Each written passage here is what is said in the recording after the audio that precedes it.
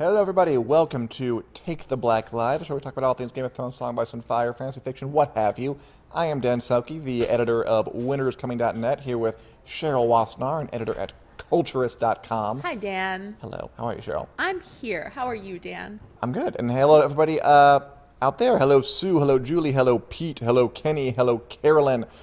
We are here to talk about some Game of Thrones news, and as always, in the lead-up to Season 8, there is plenty to discuss. As always. I thought we would begin with, and you guys may not have seen this, a new Season 8 teaser that dropped in a place of mystery.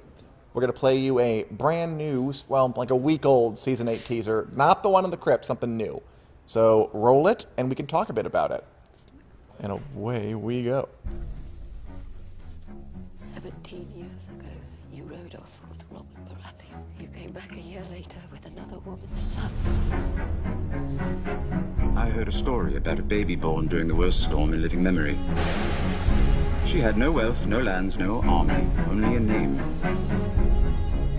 The last Lannisters. It's the last ones you count. He needs to know the truth.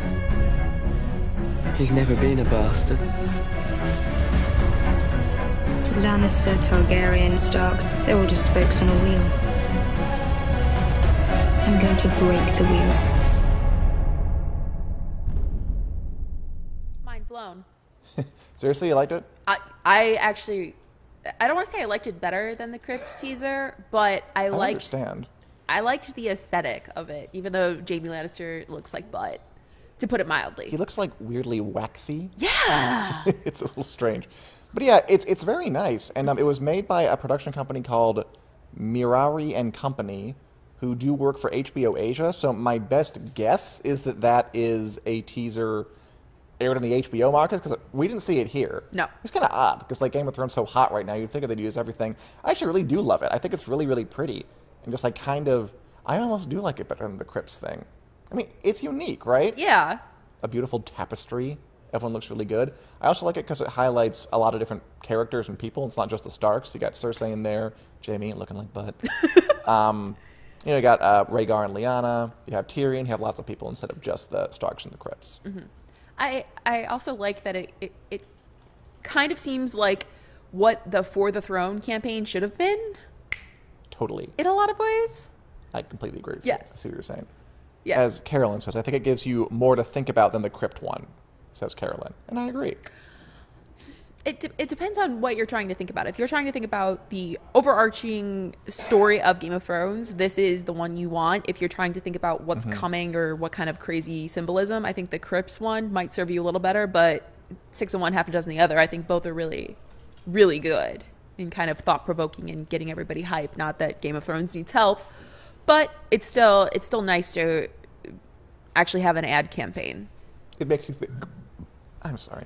It makes you wonder what we're going to get when we finally have a proper trailer, which I'm sure will be any week now. Oh yeah, I know the showrunners have said, "Oh, we kind of don't want a trailer," but that's stupid. Sorry, we can't. Sorry, doesn't work that way. Well, really fast. I mean, would you be up for that? So the showrunners have said, like, if they had their way, they wouldn't even have a trailer. Which, I mean, there is an argument that trailers, these days give away too much, and can't we go back to a time when we didn't have that stuff, and just you go into something and it's fresh, or a trailer just has like a scene from a movie rather than prompts you with the entire thing? Would you be into just getting rid of trailers, Cheryl? Just for Game of Thrones, but in general? No. I guess not. No, I like it too much. Oh, I like having the conversations. Sorry, just Michael Douglas is here, and first time back in a while. I hope it wasn't because we made fun of your name, Michael Douglas, but I'm glad you're here. Yes.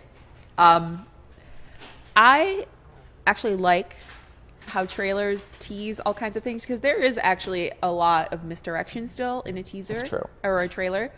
And I just kind of enjoy picking apart every single shot. I'm pretty sure. Yeah, me too. We, when the Last Jedi teasers came out, I basically was doing shot by shot, just trying to figure out what was going on and who was where when.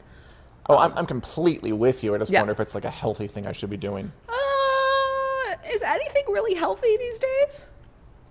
Different podcast. Different podcast. Okay. list. But there's quite a bit of Game of Thrones news hopping around today, Yes, so let's there is. move on and Let's let's go for it. discuss. Okay, Julie Davies, no trailers forever. Valid opinion.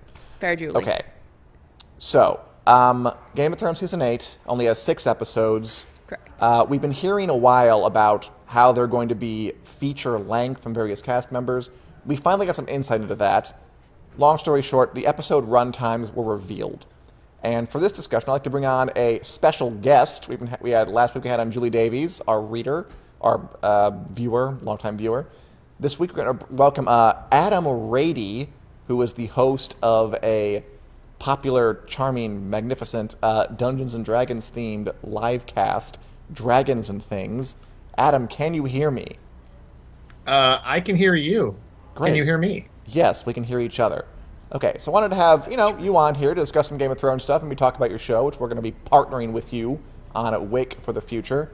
Okay, so the news basically is 6 episodes. Oh, well, first of all, Adam, are you excited to see Game of Thrones? Are you a Game of Thrones fan? Yeah, I'm definitely a Game of Thrones fan. I'm curious to know if any of the people watching now remember I used to host a show called Winter is Coming Live, which was the you precursor did. to Take the Black, and I Yes. did that for two seasons of that back in I don't know, a couple years ago. So yes, I'm a big Game of Thrones fan and definitely excited. So ask me your questions. Yes, I'm I ready. forgot in all those titles. I forgot. Adam Rady, you are my precursor here on Take the Black Live. You did this show before I did it. Seems like I'm just the version of you with longer hair. That's all. Yes, but same beard. Okay, if any recognize Adam, say hello. Okay, so basically, there's a French cinema group called the Orange Cinema Series, maybe. I don't know how to pronounce it. Probably got pretty close. Who held an event to talk about their lineup, and a French magazine was there called Premiere, and basically, Orange Cinema Series revealed the running times.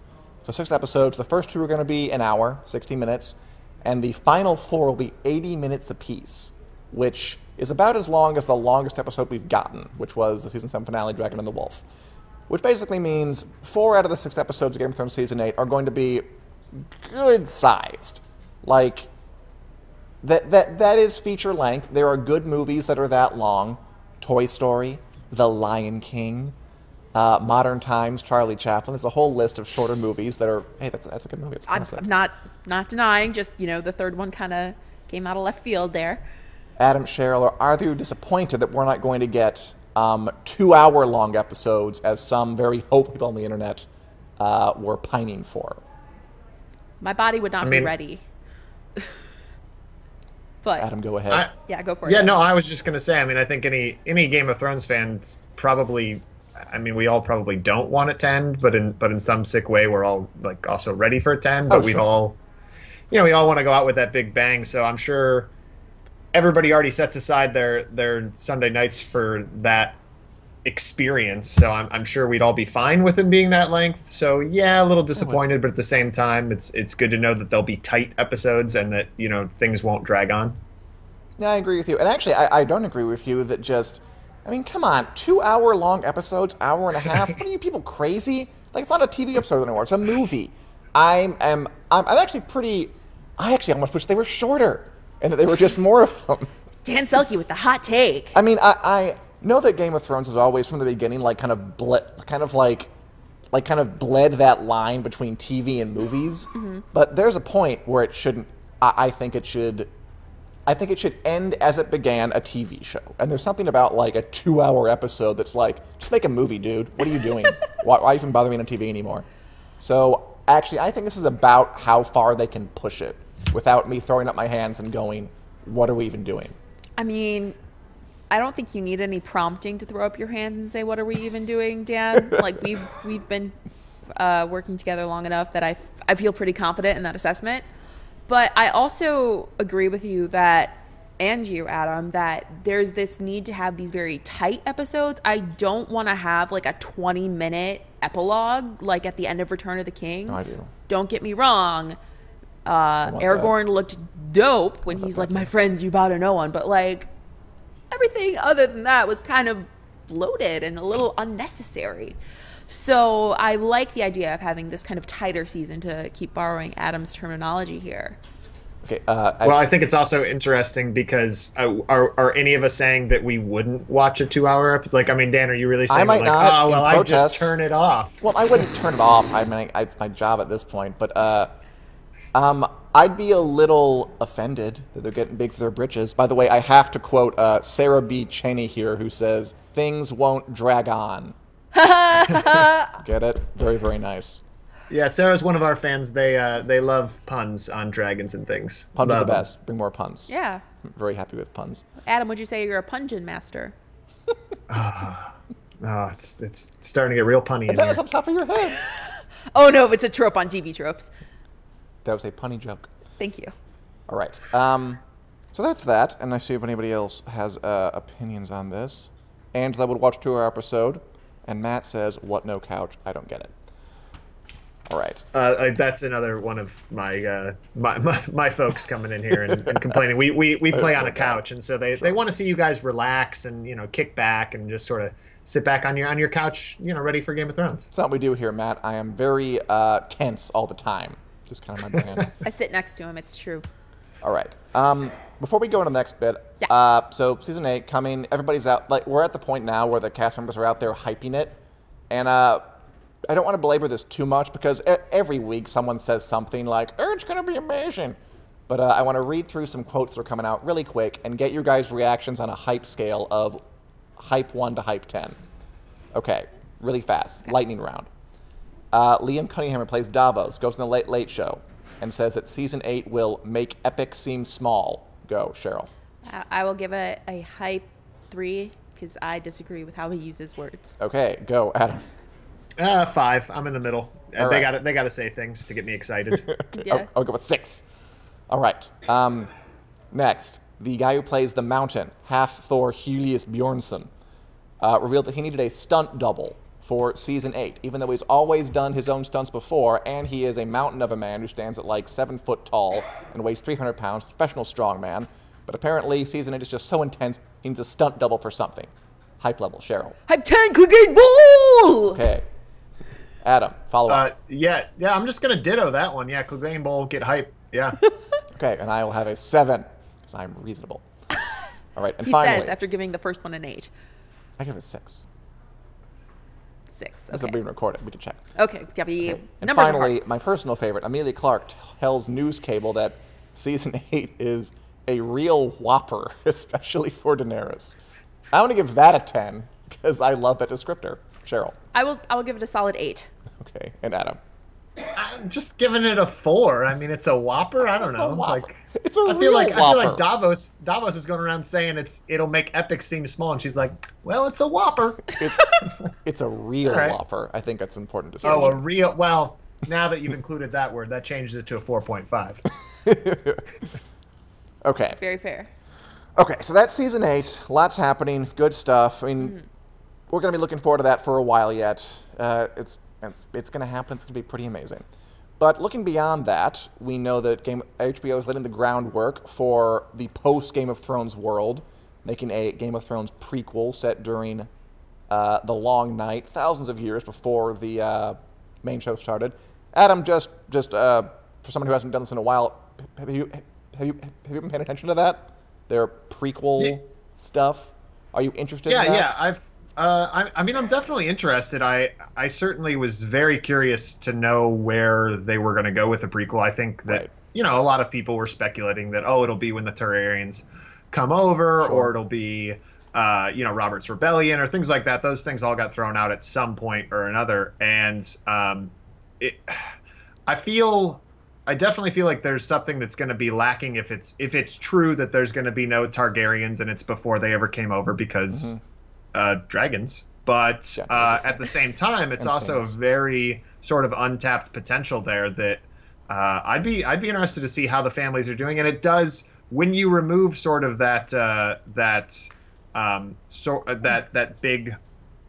when you remove dragons from the equation, where somebody can't just come in with a dragon, a nuclear bomb, and basically hold it over your head, I think it really levels the playing field for the other houses. So it'll be interesting to see where they started from and how that dynamic works. Yeah, that seems to be I've got the general consensus. So people are at least interested. Yeah. I mean, we haven't seen a lot, but people seem to be willing to take this journey. And we're getting more news about what it's going to be like, just bit by bit. We've already got the principal cast announced. They are these people on your screen right now. And what I want to talk about today really just kind of quickly is that they're still casting stuff. HBO is still casting roles. And they came out recently with some roles for characters they're not naming because they know better. Just L2 and W2. And they're 2 confident young black actors aged 6 to 10.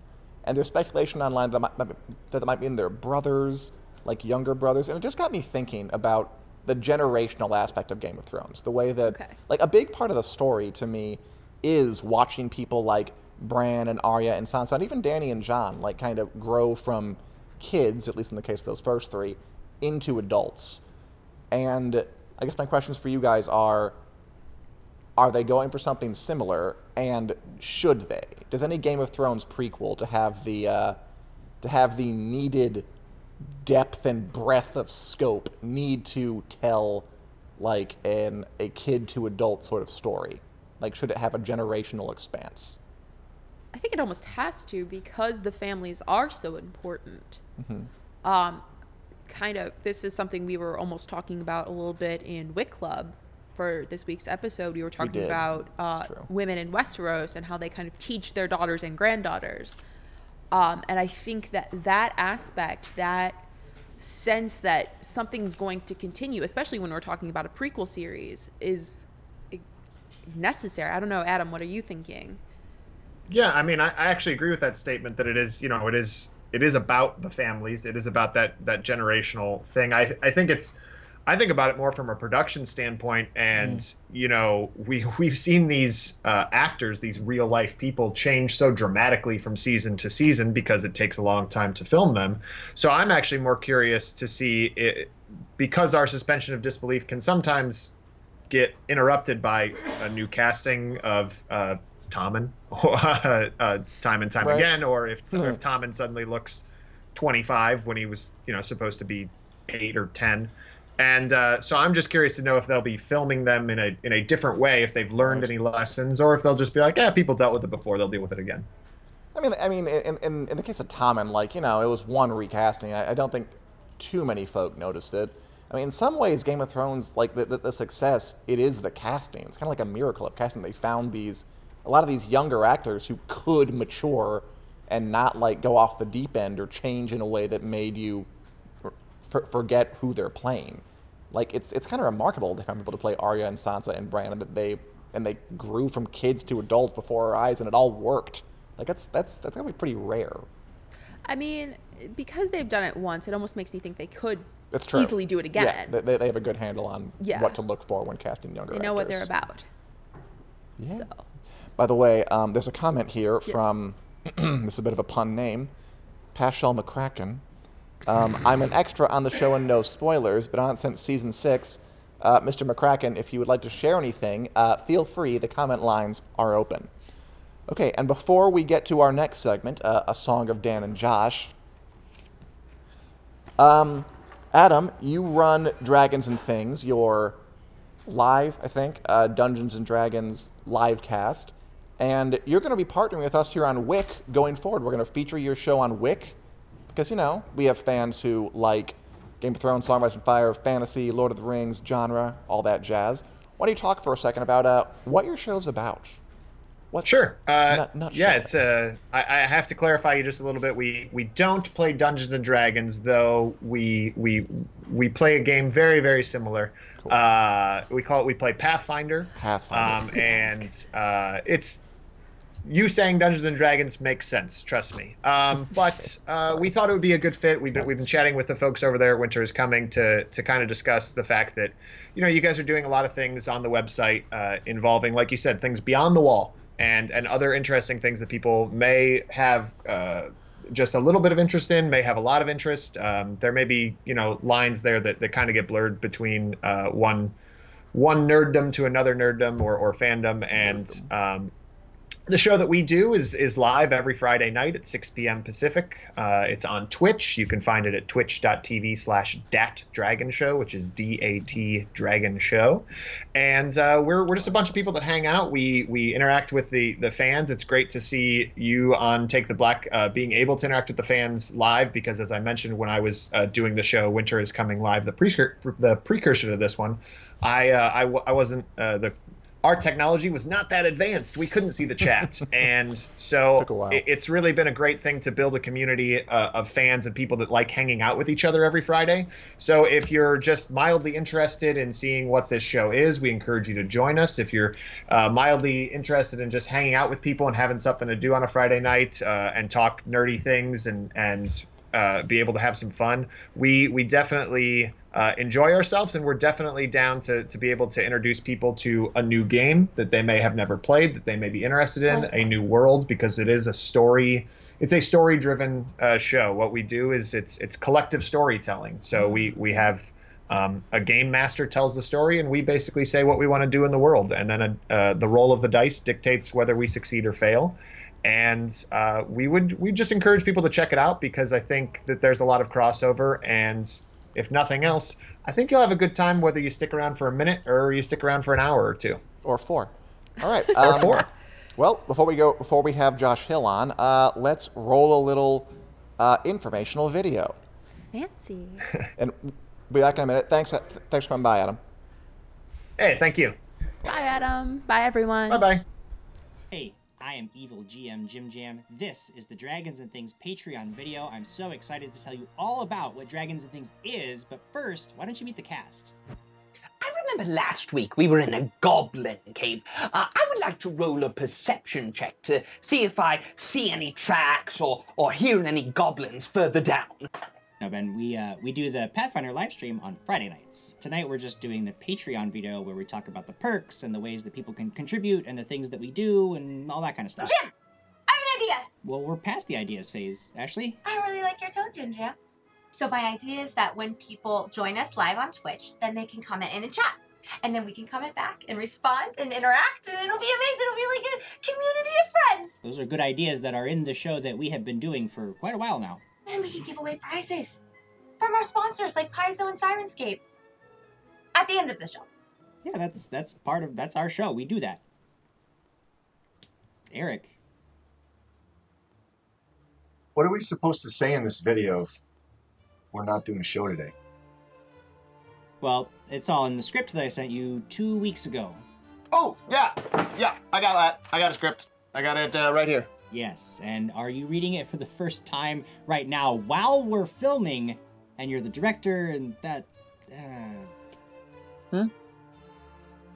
So what happens if I become a patron of Dragons and Things? I mean, do I get anything? Because I like getting more things. Well, it depends on how much you want to contribute. You see, there's different tiers based on the level of patronage that you give. Can I get more hit points? Well, no, you don't get the things. The fans get the things. You're on the show. What about this hammer?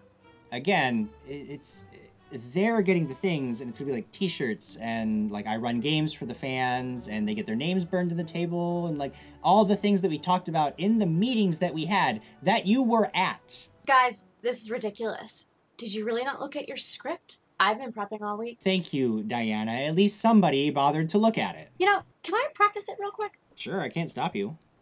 That's right, Ashley!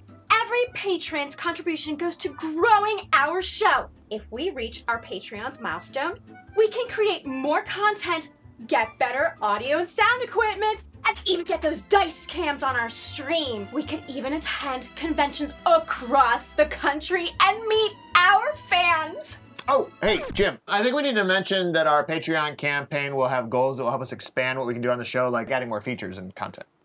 Yeah, see, that's in the script. Diana, in fact, just said those words. Yeah, I think we also have to mention that people can donate at different levels to get different perks, because I'm not... Just stop saying words, please. Okay, so I rolled a natural 18, so if there are any goblins around, I hear them.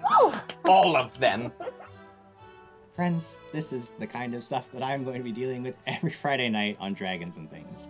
It's super fun. We go live on twitch.tv/datdragonshow, every Friday night. Hopefully you'll join us because we have lots of ways that we can grow the show. We can only grow the show with your support, so please consider donating to our Patreon campaign to keep this thing going for the long haul. Jim, do not forget to mention the Twitch URL and just say it out, the whole thing, so people can find it. I will see you guys at 6 p.m. on Friday night for Dragons and Things. I charge the goblins. Death blow! That's a natural 20. Welcome back. What a fun and fresh video on Dragons and Things coming to a WickNet near you in the near future. And I'm joined now by Josh Hill. Thanks, editor. Josh, how are you? I am good. Hello, everybody. I'm excited for this show. So, oh yeah, I am too. It does look pretty cool. It looks really awesome. It does. Anyway, what we do, you and I, is we go through each and every chapter of A Song of Ice and Fire. Yes, indeed. Drilling down, to just picking apart the chapter, what makes it work, what makes it not work, what makes them special. And today, we are reading Tyrion 1 from A Clash of Kings, the second book in the series. Let's do it. All right, Josh. So, by the way, you don't have glasses on. I don't. You look lovely. I can't see. Are we on camera right now? Who is that? Yeah. It's funny. Funny guys. Okay. I did have glasses on when I read the chapter, though, so I do know what I'm talking about. Maybe. Okay. We'll find out. So, first impression. So, this is basically Tyrion comes to King's Landing and just kind of, I think of it as like he's trying to mark his territory. He is. And this is kind of the swagger of Tyrion. There's quite a bit of swagger in this There is one. a lot. And this is, I mean, we kind of got that from the first book. Sure. He is who he is. Like, he's definitely a character, more so than just the normal sense of the word.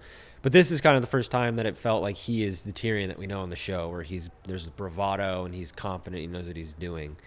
And he does a lot. Like, he seems very confident here. Yeah. So his first act in this chapter is to walk up to the small council chamber where Cersei is meeting with Varys and Littlefinger and Pycelle. Yep. And just the very first thing he does is he talks to Mandon Moore, who's guardian at the Kingsguard, and he has to contemplate, like, do I have to have him killed so I can get into the small council meeting? Which, like, right there kind of tells me, ugh, this is a bad place to be right now. That's like the state of things. But the idea is, you know, it's with Tyrion's game, it's all about authority and presence and projecting things. He's thinking like, okay, I am going to burst into Cersei's small council meeting, and if I let this guy turn me away, I will look weak. And if I have to kill him and have Bronn kill him, I guess I'll just do it. He doesn't have to. No. But I thought that was instructive. That the fact that he even thought about it was like, yeah, it's pretty rough here. Yeah, he knows how to play the game. Like, that's a Tyrion move. Like, and it's also a Tyrion move to have not killed him, too. Well, I mean, he stepped aside. That's I think he was ready to kill him. I think he was ready to have Bronn kill I think he was. Mandon I don't know Moore. how that would have played out, but... And then he bursts in. Cersei's at the meeting with her small council. And I like that Cersei greets Tyrion with the exact same way that Joffrey did, just saying, you. Yep. Like, it's the one word line, like, yep, me, here I am. And immediately he kind of lays things out. He's here to, as Tywin told him, go and he's the hand of the king, or representing Tywin, hand of the king. Cersei, not pleased. Objects. Why does she object? Because she doesn't. First of all, she doesn't like Tyrion, so there's that, and she wants Tywin in the armies. Like, she wants protection in King's Landing. Yeah, and she doesn't think that Tyrion can offer that to her. No, she's like, I asked Tywin to come and send my armies, and he sends me you. What the hell? I know, she's offended. She's like, what is this? I mean, that's interesting because Cersei. I mean, right now, again, it's all about authority. Like, Cersei thinks she's in charge. She is the one who has the king on the throne. She's a small council. Tywin has the armies. He thinks he's in charge. And Tyrion's goal is, how do I let them all know that I'm in charge? Yeah. Like, that's kind of his challenge right now. It's go ahead. Well, it's a measuring contest. It's a ding-dong measuring contest is what they're doing. And Who's the biggest? Yeah, and that's the point. Yeah, and she actually might, because she is in charge and she's in the position of authority. And Tyrion, that's why it was so cool to see Tyrion coming in and swaggering like TV version Tyrion, because he knows, you know, I need to lay down I need to establish some sort of foothold here. It may not be the strongest, but he has to let everybody know I'm in charge, which is kind of cool that Tywin sent him as his representative, because that benefited Tyrion. Oh, completely. Yeah. I mean, because everyone respects Tywin, even if Cersei wishes he had followed her orders. Well, she has to respect. There's a difference between respect. She respects Tywin, and then Tywin, having bestowed this onto Tyrion, forces people to honor their respect for Tywin. Not necessarily respect Tyrion, but it's like, you know, you can't go and, you know, give the middle finger to your boss even if you don't like him or her. You have to say, okay, I get it. You have to respect the authority that has been bestowed. And that's the power of Tywin, who has not been seen, but has only been mentioned. And every single time you get this feeling of authority and this feeling of such great power. I just thought that was really fantastic how That's cool. George R. R. Martin set that in there. But again, I mean, it helps Tyrion, but it's not a sure thing. No. Like, he's, like, for example, at the end of the chapter, so he goes to visit Shay, who he's hidden in an inn, basically, which differs from, on the show, he hooks Shay up with the Sansa's handmaiden job. Yeah. Which, well, you'll see this is a difference. In the books, he keeps her, like, apart from the castle. Huh. And why do you think they would change that, by the way, while we're talking about in it? the show? In the show, yeah. So in the show, they make it so Shay is actually in the castle with him. Well, yeah, as because posing as she Sansa's can be handmaid. on the show. I think it's perfectly I mean, it. Yeah, that's- like they're like, we don't want the right scenes where Tyrion has to like leave the Yeah. keep and establishing shots of Croatia galloping through to go to his secret hideaway. Just put her in the castle, which is fine. It worked out perfectly It's fine. Yeah. But when he goes there, he's surprised to find Varys is already there. Yep. Like Plot twist. Tyrion tried to bring Shay in secretly because he knows, because Tywin told him, do not bring that whore to court. I will hang the next whore I find in your bed. And Tyrion still has his daddy complex going on, so he's like, I'm going to do it anyway. So he brought her, but he's trying to keep her secret. Daddy complex or a love for Shay? I think daddy complex and lust-ish love for okay. Shay. I'm with you. Yep. Is how I would describe it, at least right now. Yep. So he brings her anyway, and he tries to secret her away, and he gets there, and Varys found out and made it before he even got back. Like, how irritating must that be? Very irritating. Varys just being like, nope, not today. You thought this was going to be something else, Tyrion, but it's not. What'd you think of the long kind of conversation they have in the book? And it's kind of Tyrion and Varys saying things, but all they say has a double meaning, and Tyrion like translates it in the book. Yeah. Where Varys is like, you have to, did you come through the God's Gate? The beautiful eyes that were carved in there. And then in his head, Tyrion translating like, I have eyes everywhere, be careful. Yep. And I think Varys says, it's you know, it's so dangerous out there today. Other men might come here who are, you know, much less friendly than I am. And Tyrion translates, if anybody else finds out about Shay, they will kill you. I'm not going to do that. Did you dig that little bit? I love that. It's like in the old, like, you know, gangster movies where they're talking on the phones, but they have to use code words. So, like, the FBI doesn't know what they're saying because he knows the FBI is listening in. It's the same thing. That's really cool. And I'm sure that's where George R. R. Martin maybe got this inspiration from. Possibly. And it also highlights just how dangerous of a world this is to navigate. Like, this coded speak with that Varys is saying is cool on the surface, but it's also like, you know, when you're reading it and then Tyrion translates it in between there, you're like, well, this is like over my head. Like, this is a dangerous world. For Tyrion? Because I'm not sure it is for Tyrion. No, not for Tyrion, but for like me as the reader. For Ned, it would be. Yeah, exactly. For like me as a reader, there's like some there's literal translation that needs to happen, which shows what you're seeing may not actually be what is going on behind the scenes. What is reality may not actually be reality because there's so many puppet strings being pulled. You have to be careful. What somebody is saying to you means something else. Right. So this is a dangerous, dangerous game that is being played.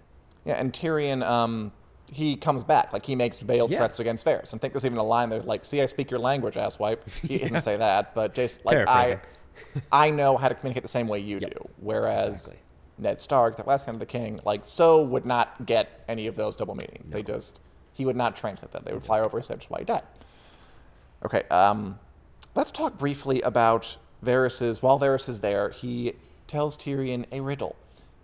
Which was spotlight. Do you remember it from the show? I don't remember from the show, but I was very intrigued by it as it was happening. Do you recall it, or shall I read it out? I think you should read it out for the people. Okay, so Varys gives Tyrion a riddle. And it goes thusly. A king, a rich man, and a priest are in a room with a sellsword. Each of the three men bids the sellsword to kill the other two. what does the sellsword do? Who does he obey? And what is that supposed to mean? He basically like says it and then he just leaves. Like mic drops and goes. On the show, Tyrion, like they're more of like a one-on-one conversation thing. And he answers him and he explains it, but he doesn't in the book. No. What do you think that means? I think it's meant. The sword is meant to represent symbolism. Like power almost, because you have to know what the sword. The creator of the sword. The sellsword? No, or yeah. The sword. The sellsword. Okay. Like you have to understand what the creator had behind the intent of creating the sellsword. No. You mean Martin? Yeah. No. Like maybe. But like I think do you understand? Like there's a dude with a sword. Yeah. And there's a king, a priest, and a rich guy. Yeah. Like, the dude with the sword. You have to know what the dude with the sword wants. Otherwise. Oh sure. So so as Tyrion I think said, it depends on the sellsword? It depends on the sellsword. And I think that's a metaphor for power. So, if you don't do what the people want you to do, the people will revolt. You will not have your power. You have to, it's because you have to, all these authoritative figures. Right. We're constantly trying to figure out, what do the people want? Otherwise, you're going to have violence, and the sword is an accurate representation of the violence. It's literally a blunt object of death. Yeah, sharp object. So, well, beat him on the side with it. If you don't want to be a piercing. Just beat him with the hilt. Just right beat in him the with the face. hilt. But it's power. I think that the sword is power. It represents that, and then how you interpret that power is how the sword is used, and how the man with the sword believes is power, what he thinks is right, is going to be either your downfall or you getting to use said power. Sure. It's a massive riddle. It is. It's a brain teaser. Yeah, I mean, I'm not sure it really has an answer. I don't think so. But that's the point. It's open. It's open to multiple interpretations. If any of you interpret it, feel free to tell us in the Do comments. I mean, the way Varys puts it on the show, again, like on the show, they have him explain a bit more. And I liked his explanation on the show was that it's about the fact that power doesn't really exist. Like, so, the priest, the rich man, and the king are all authority figures, right? Like, they're people who give orders to others. The sellsword is somebody who takes orders. But in this situation, the sellsword can kill all of them. Yep. So who really, the kind of unanswerable Zen koan is, who really has the power? I mean, if the sellsword has the power, then why do we follow the orders of rich people, clergymen, and kings? Exactly. Like, why? And the point of it is that power is a trick. Yep. As Varys puts it on the show, it exists because people believe it exists. Well, the words are right there. Why not use them? Yeah. And that I think his point in that speech he gave from the show is that even a man who can't fight, like Tyrion, could wield power if they just play the game correctly. Believe that you have the power. You have to convince people that you have power, and that it's a fake it till you make situation, and that's what gives you power. I mean, look, we're not very powerful. We're here in a show talking about Game of Thrones, but I feel very understand the powerful. Nate. You think so? Oh yeah, we have the power of interpretation. We do have the power of interpretation. Of literary analysis. We have the power of people's attention too. We're commanding attention. I mean, even in modern day, like we vote people into office, a president or representative.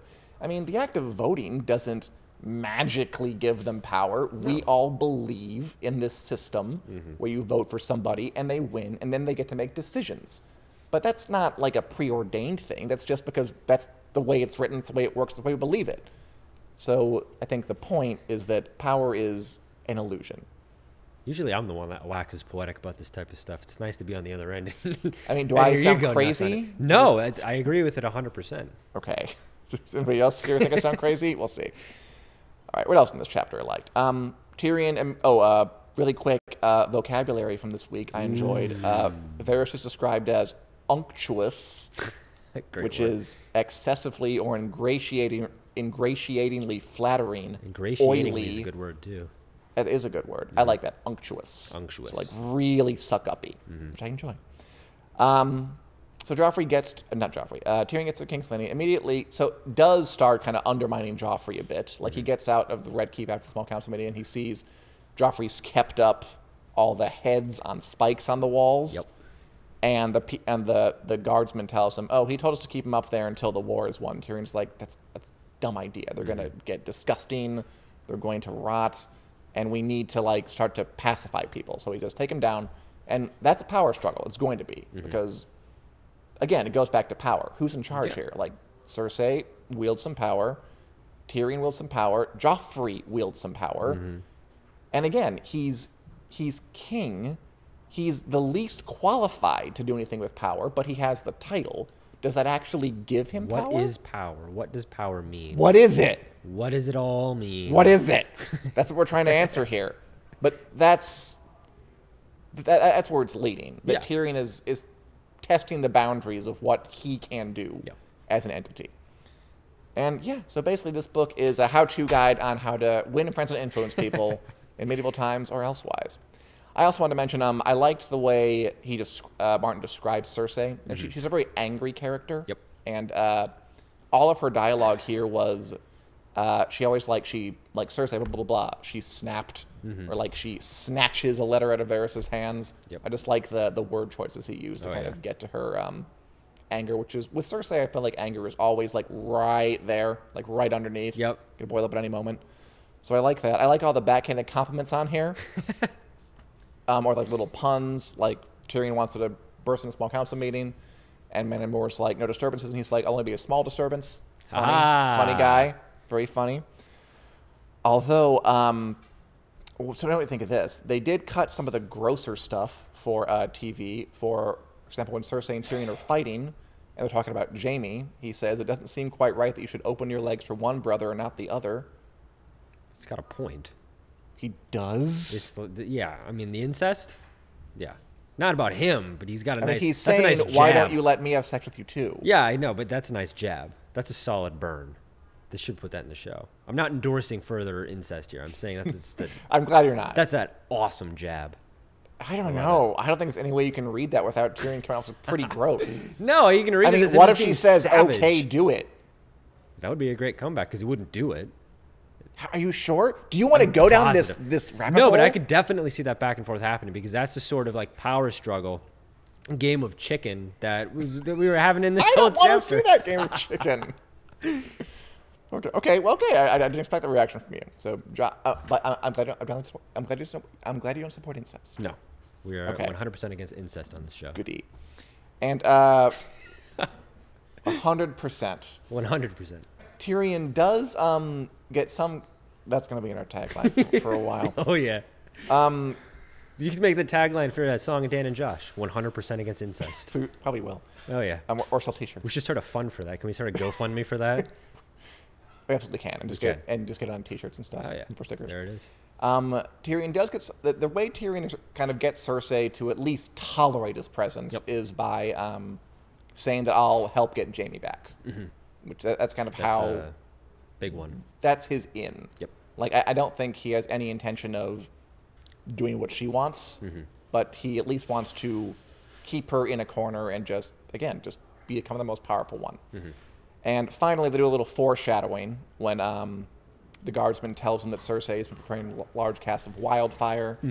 Tyrion says Tyrion was pleased that Cersei had not been idle, but wildfire was treacherous stuff, and 10,000 jars were enough to turn all of King's Landing into cinders. Wonder where that's going. Wonder where that one's going. Many fun places. All right, any other fun things to mention before we wrap up?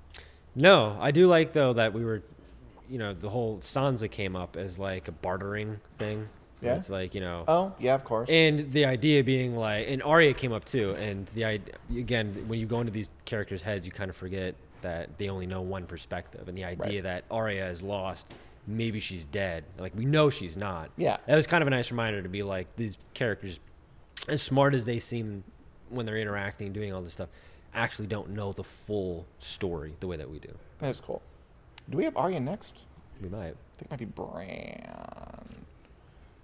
It is Bran. Bran. Next week, we will be reading Bran 1 from the Clash of Kings. Bring us your questions and your curiosity. Yes. And, no, I'm sorry. Next week we are off because our video team is going to Super Bowl. Ah, yes. We're excited. Okay, so 2 weeks. For 2 weeks? Well, no, in 2 weeks we'll be back. Yes, okay. So next week we're off, but 2 weeks from now we'll be back with more Take the Black Live, more A Song of Dan and Josh, more Game of Thrones, Song of Ice and Fire, genre fiction news you can use. Thanks for watching, everybody, and we'll see you in 2 weeks. Adios.